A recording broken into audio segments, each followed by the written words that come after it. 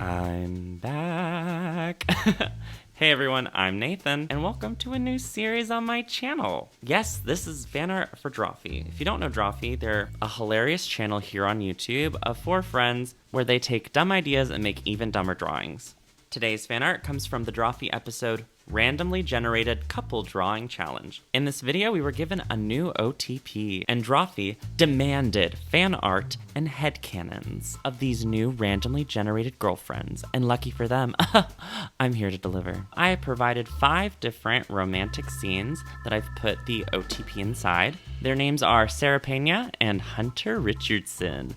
They follow one of my favorite tropes, which is like the Starfire and the Raven. So one is like kinda stupid, fish out of water, ditzy but sunshiny and positive, and the other is gloomy, has tragedy in their past, dark, macabre. We're gonna go through all the scenes, my headcanons, why I love Drawfee, and without further ado, let's get into the video. So I went with a Polaroid motif to kind of separate all of the different scenes, and because Polaroids have a very distinct size, at least the new ones do, I pulled a template right off the internet and then arranged them in a way that I thought was aesthetically pleasing and filled up the canvas. One of the biggest details that kind of stuck out to me about the video was the vandalism aspect to everything. So because there are so many aesthetics that exist these days, like Barbiecore or cottagecore, I just went to Pinterest and I searched vandalism core, and you guys, vandalism core is wild.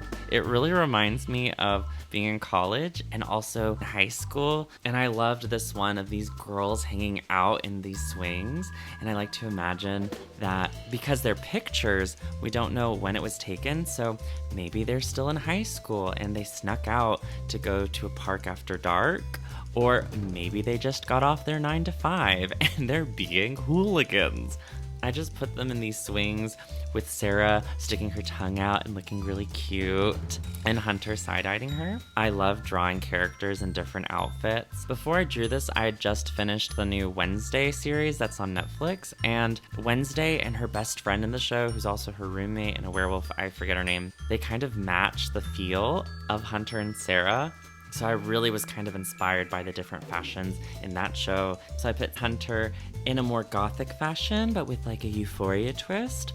And I felt her shoes were like these old-timey vintage shoes that kind of like button all the way up. I don't know. I just felt like that was a very Julia detail. I loved the idea that she gets a lot of her fashion from the corpses at the funeral home that she works at. And I like to imagine that it's like a family business. So maybe in high school, her parents kind of ran the business and then she took it over after, I don't know, college, or maybe she couldn't finish college, so she had to like take it over early. You can see I'm just adding values now. I think this is a pretty standard part of my like go-to process for drawing. I like do my sketch, line art, and then I tend to do just grayscale values because I really want to make sure my depth is right. And then I add color at the very end. After I finish this up, I'm about to apply all of my local colors. I obviously just pulled these from the finished renders at the end of the YouTube video. And I really love sticking with like the monochromatic color story for Hunter and the pink and greens for Sara. I wanted her to have a design on her sweatshirt, so I did this like fake design that I do that's from like a gift shop that would be around Stonehenge, where there's just a square, the sun, and some little lines at the bottom to kind of imply Stonehenge. I don't know why I do this. Maybe they like recreated Stonehenge out of various rocks in this park, and they like sold these t-shirts and sweatshirts as some sort of money-making scheme, and it went, you know, probably not well, and they just have a lot of merch left over. Number 2, this is my favorite of all the images because it's the most stupid. If you skip to this part because of the thumbnail, hi, hello. Unlike the last picture, this one I have a very exact headcanon for, and this is so ridiculous. When I was going through vandalism core as an aesthetic, there was a picture of these 2 people with safety cones on their heads, and it was so absurd. I was like, yes, my idiots whomst I ship, I must draw you in this pose. So this event definitely occurred while Sara and Hunter are still in college. They're definitely super stressed out because they're broke and in debt, and they have like a mandatory math class they have to take and an exam coming up. But they're not studying. No, they're just out urban exploring. And they're being stupid and putting safety cones on their heads and walking around and pretending to be conehead aliens. I was so excited to do this one that I kind of just knocked it out of the park really quick. Like, I was getting all my references and I just anticipated this one so much I drew it so quickly that it's the shortest segment, and I don't care, it's still my favorite. I love the way I drew the buildings in the background. Also, since their heads are covered, I used the same outfits that they were drawn in the original video. That way you could tell who was who without a shadow of a doubt. Now I'm finishing up the silhouettes, doing the rest of the grayscale. I add some shadows to the fence, and I actually color the background first because I really wanted to capture that kind of glowy quality.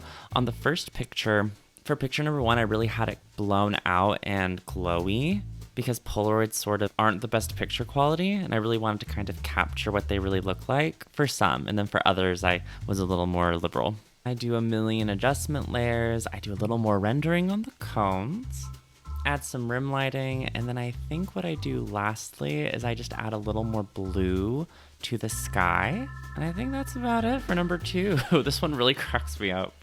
Number 3, this one's set in an abandoned skate park, or maybe people just aren't skating right now, but this one's a really sweet one. It's kind of like my heartwarming one. They're definitely talking about their dreams and looking up at the stars. I was very courageous and I drew Sara with like the super omega head up angle that isn't very flattering, but we've all had a picture taken of us at this angle. I don't know, I don't regret it because it was really fun to draw, and I do like how it came out in the end. And besides this being a heartwarming scene between the two of them, I do imagine that they probably caused some of this graffiti that I'm about to draw. But yeah, this is where all of the Drawfee Easter eggs are. I knew that I wanted to have one photo with a lot of graffiti in it.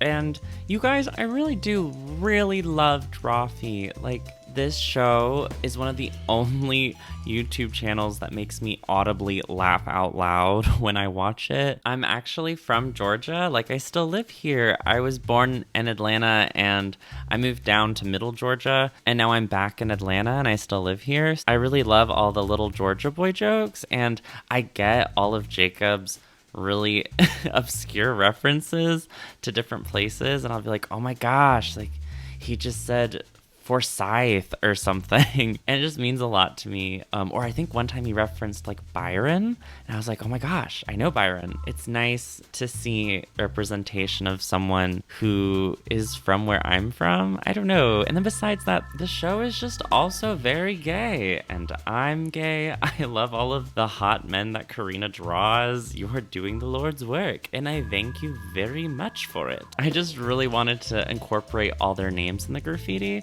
and then also some of their most iconic drawings. I hide some of them in there too. And here we go now. So I start with Nathan up here. I do all my drawing in Procreate, so there are already some spray paint-esque default brushes that you have in the library, and so I use a lot of those here in order to get these effects.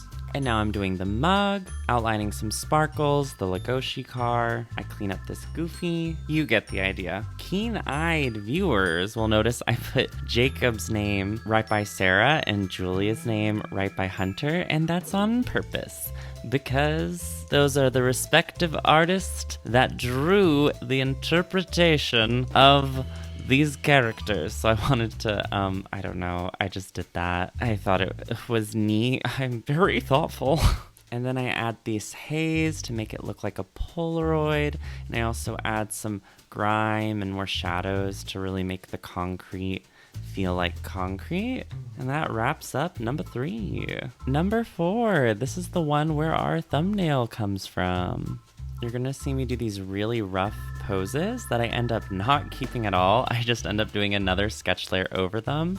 I felt that my initial poses were too similar from picture 1. I wanted to really draw on their characteristics, so I do a really cool, fun dance pose for Sara in this one. Right after I finished finagling with Hunter's head, I drew a face with the right vibe, but at the wrong angle. And I was like, maybe I should just turn the whole head. And it's like, no, you want her to be doing her signature side eye. So just redraw the face. Also, the way I render this pipe, yes, Sara is definitely like dancing across it, but she's also constantly falling off. Like she's about to plummet to her death. This is very high up, as you're gonna see later. The ground is not in sight. It's very dangerous. She needs to calm down, miraculously just not get hurt, or she's just gonna fail so spectacularly.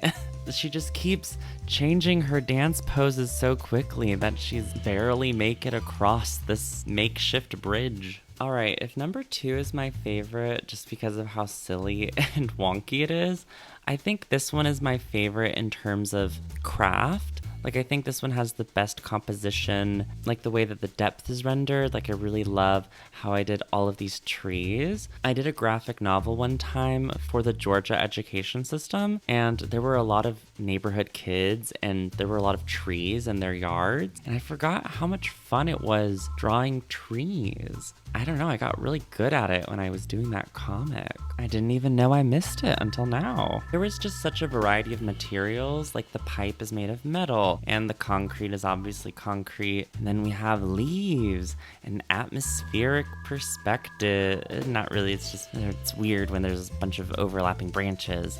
So these are a bunch of problems that I actually like drawing and figuring out. I love these pants. My sister had a tracksuit like this that were pretty much these exact same colors from the 90s. I wasn't born yet, but I always wondered what happened to it. It now only exists in pictures. I guess it got thrown away or donated at some point. These leaves are not in the default Procreate brushes.